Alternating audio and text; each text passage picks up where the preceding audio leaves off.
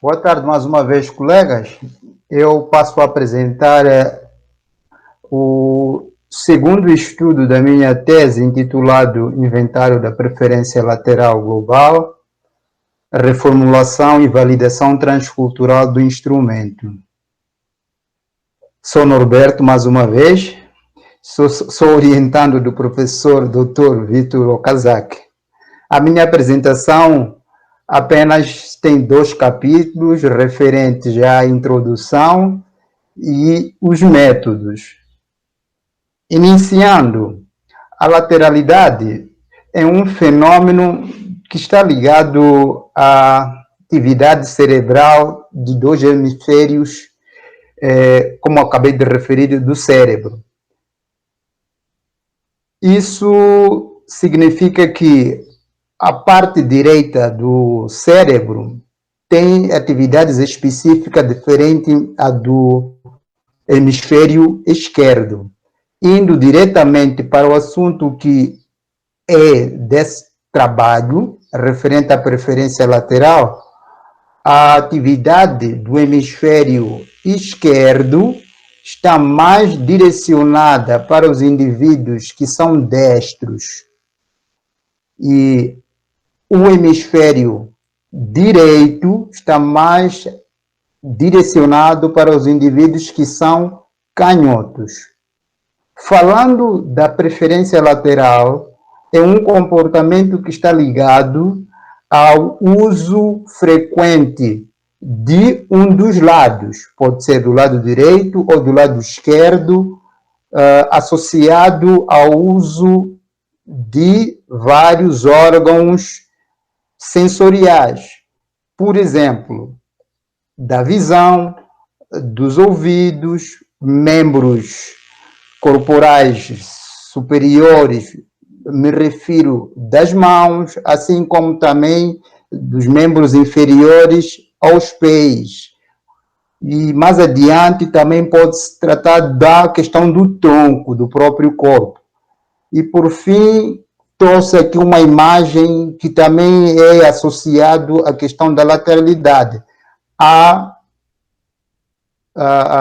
boca, porque são várias variáveis ou tantas variáveis que a lateralidade se manifesta. Não se resume apenas a esses quatro indicadores que acabei de apresentar, e isso vai além dessas dimensões que a gente aqui vai poder apresentar ao longo dessa nossa discussão. Os instrumentos que são usados para aferir ou avaliar a preferência lateral, muitas vezes têm sido questionários. Há bastante tempo são usados mesmo questionários com alguns vieses em termos de avaliação da preferência lateral. Quando me refiro de vieses, é que os estudos iniciais da preferência lateral sempre ou muitas vezes usaram a dimensão manual para avaliar a lateralidade no sentido global, o que não confere com a realidade, porque a lateralidade envolve tantas dimensões que estão além daquilo que a gente pode aqui começar a notar.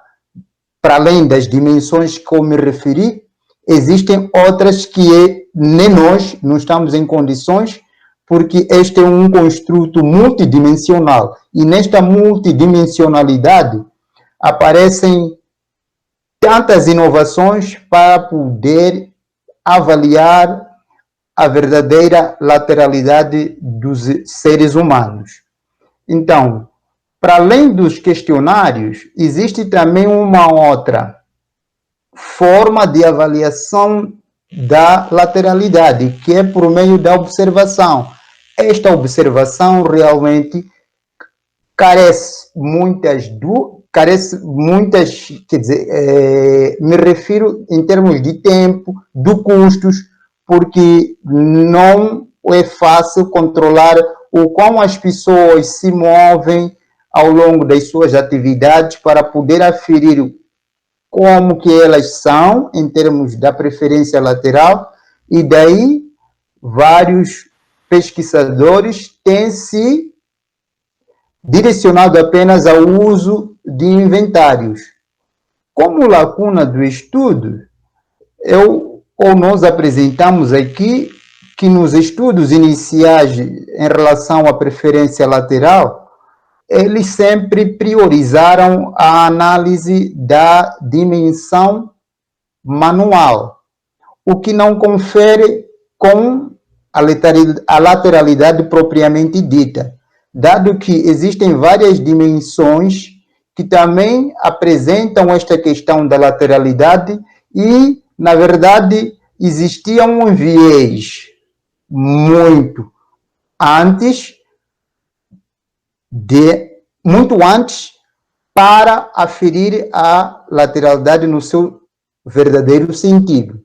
Então, os primeiros questionários sempre atendiam à componente manual, mas passado esta visão de estudar a preferência lateral só com base na preferência manual, vários estudos também foram realizados envolvendo outras dimensões, como é a questão da dimensão podal, a questão visual, a questão auricular, e os estudos mais recentes avançam ainda para a componente até não visível, dizendo que existem mais variáveis ou indicadores que possam ser considerados na avaliação deste comportamento da preferência lateral.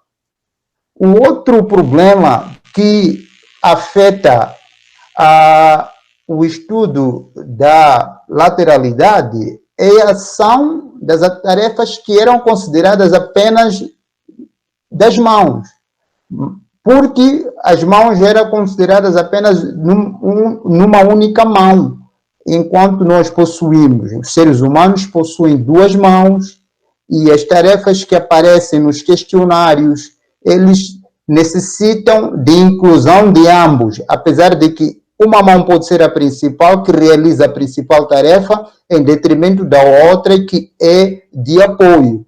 Então, nesta versão, a ideia é, mais ou menos, incluir ambas as mãos, por métodos estatísticos, se possa incluir tarefas bimanuais e que possa traduzir numa provável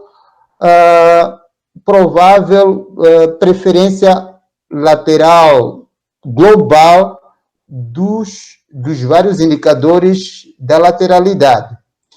E, indo mais além, os estudos anteriores da preferência lateral eram feitos basicamente de tarefas restritos a um determinado contexto, não incluíam tarefas que envolvessem hábitos de comunidades universais ou comunidades de vários países.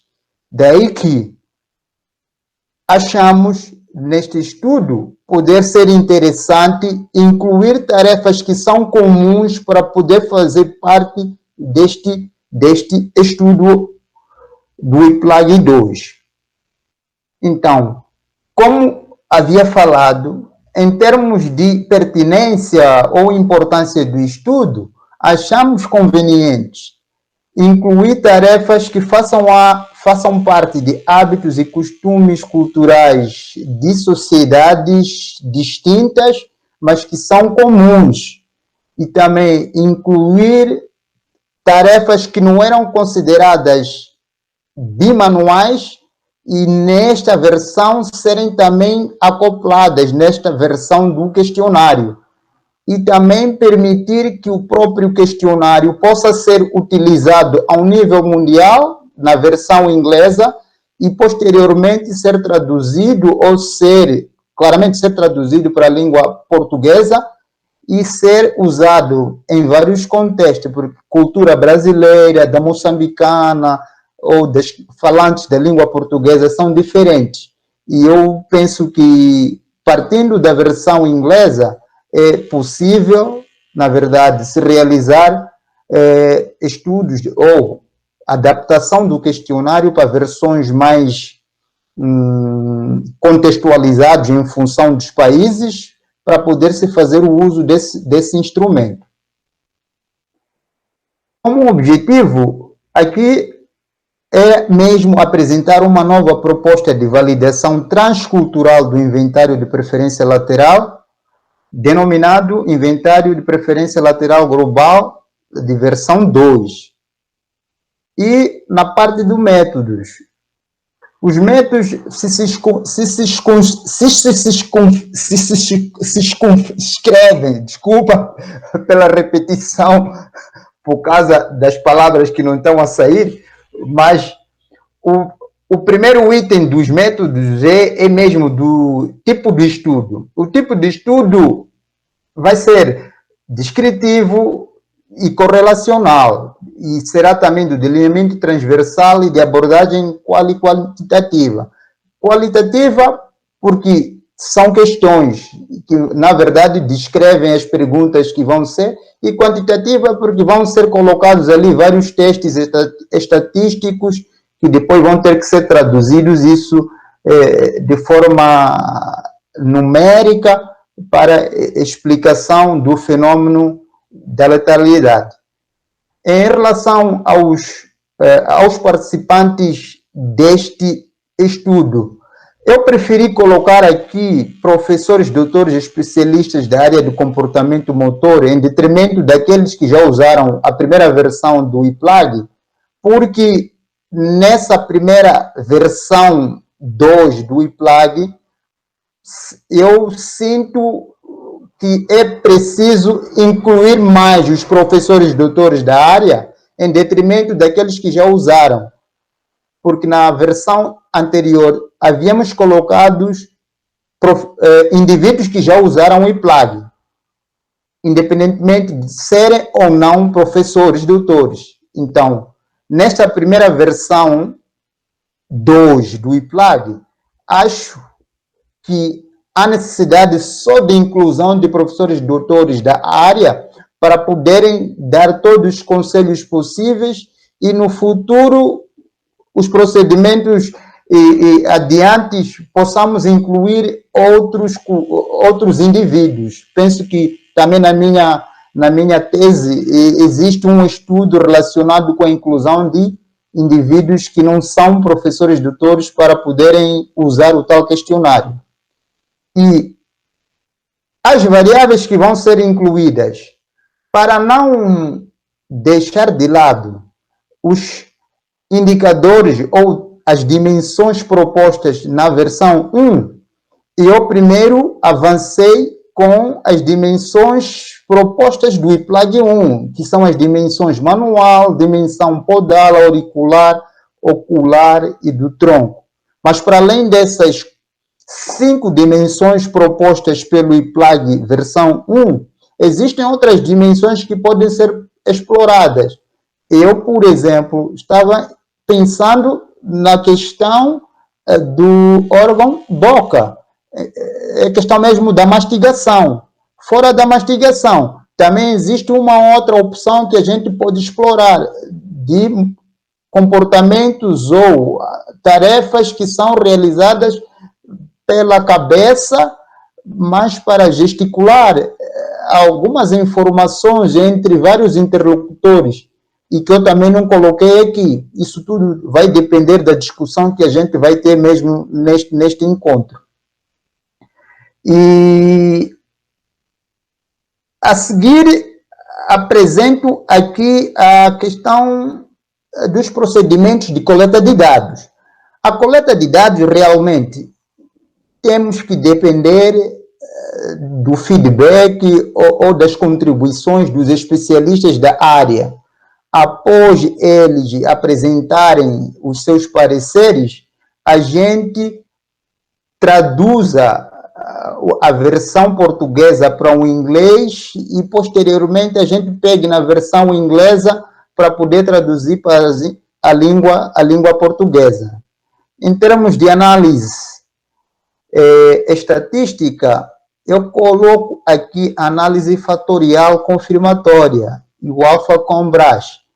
Apesar de eu não ter noção como é que se opera este teste de análise fatorial, mas eu ainda estou em condições de aprender e ao longo dessa redação do estudo, entender, porque o meu objetivo é dar peso a cada uma das tarefas que eu propus nessa versão e ver quais são as tarefas que têm mais peso em detrimento das outras e possíveis que têm mais peso na versão 2 do ePlug.